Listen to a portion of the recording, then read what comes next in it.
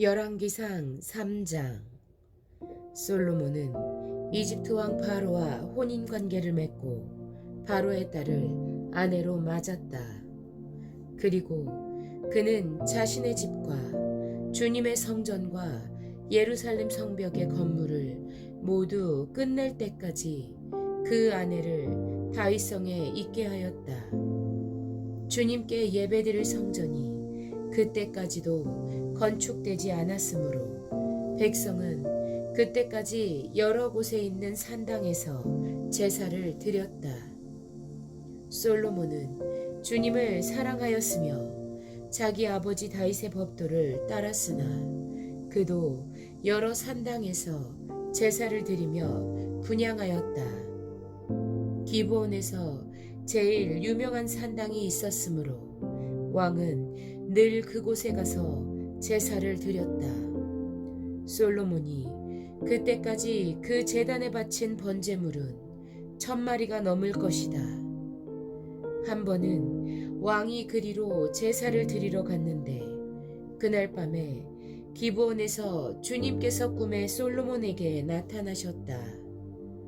하나님께서 말씀하시기를 내가 너에게 무엇을 주기를 바라느냐 나에게 구하여라 하셨다. 솔로몬이 대답하였다.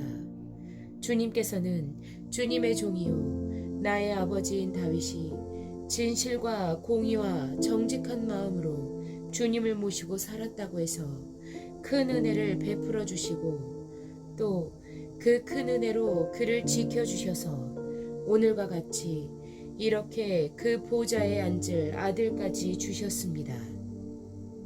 그러나 주 나의 하나님, 주님께서는 내가 아직 어린아이인데도 나의 아버지 다윗의 뒤를 이어서 주님의 종인 나를 왕이 되게 하셨습니다.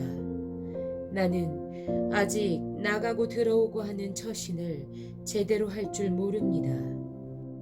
주님의 종은 주님께서 선택하신 백성, 곧 그 수를 셀 수도 없고 계산을 할 수도 없을 만큼 큰 백성 가운데 하나일 뿐입니다.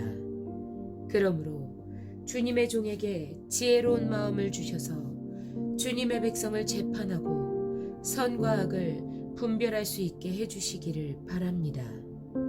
이렇게 많은 주님의 백성을 누가 재판할 수 있겠습니까? 주님께서는 솔로몬이 이렇게 청한 것이 마음에 드셨다. 그러므로 하나님께서 그에게 말씀하셨다. 내가 스스로를 생각하여 오래 사는 것이나 부유한 것이나 원수 갚는 것을 요구하지 아니하고 다만 재판하는 데 듣고서 무엇이 옳은지 분별하는 능력을 요구하였으므로 이제 나는 내 말대로 내게 지혜롭고 총명한 마음을 준다. 너와 같은 사람이 너보다 앞에도 없었고 내 뒤에도 없을 것이다. 나는 또한 내가 달라고 하지 아니한 부귀와 영화도 모두 너에게 주겠다.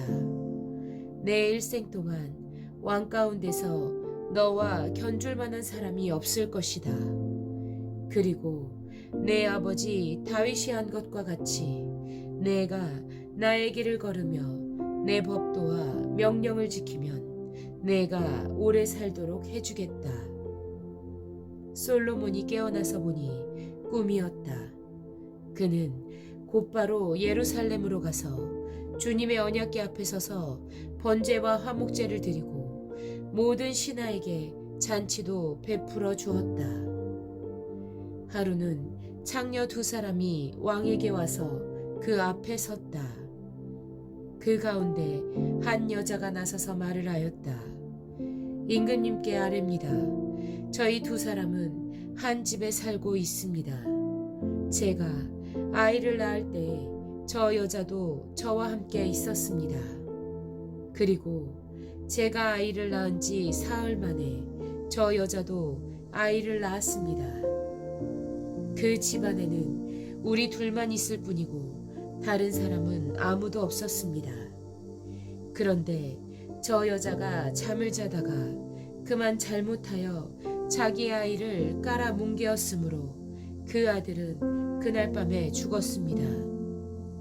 그런데 이 종이 깊이 잠든 사이에 저 여자가 한밤중에 일어나서 아이를 바꾸었습니다. 저의 옆에 누워있는 저의 아들을 데리고 가서 자기 품에 두고 자기의 죽은 아들은 저의 품에 뉘어 놓았습니다. 제가 새벽에 저의 아들에게 젖을 먹이려고 일어나서 보니 아이가 죽어 있었습니다. 아침에 제가 자세히 들여다보았는데 그 아이는 제가 낳은 아들이 아니었습니다. 그러자 다른 여자가 대들었다. 그렇지 않다는 것이었다. 살아있는 아이가 자기의 아들이고 죽은 아이는 다른 여자의 아들이라고 우겼다. 먼저 말을 한 여자도 지지 않고 살아있는 아이가 자기 아들이고 죽은 아이는 자기의 아들이 아니라고 맞섰다. 그들은 이렇게 왕 앞에서 다투었다. 왕은 속으로 생각하였다. 두 여자가 서로 살아있는 아이를 자기의 아들이라고 하고 죽은 아이를 다른 여자의 아들이라고 한다. 그렇다면 좋은 수가 있다. 왕은 신하들에게 칼을 가져오게 하였다. 신하들이 칼을 왕 앞으로 가져오니 왕이 명령을 내렸다. 살아있는 이 아이를 둘로 나누어라.